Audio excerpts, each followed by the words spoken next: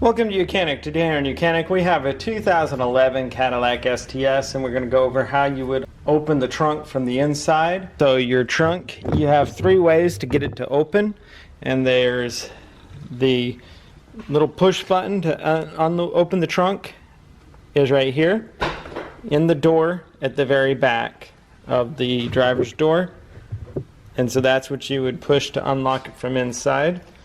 You also have the key fob button that you can push to unlock that actuator, and then you also have right above the license plate is a button that you can press to unlock.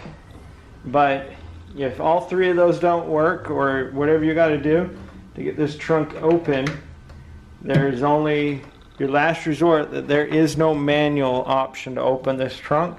So if you can intermittently get this open, you're going to want to make sure that you replace the trunk actuator. But those are the options you have to be able to get your trunk to unlock, as long as you've got power in the vehicle. Thanks for watching YOUCANIC, where you can be the mechanic.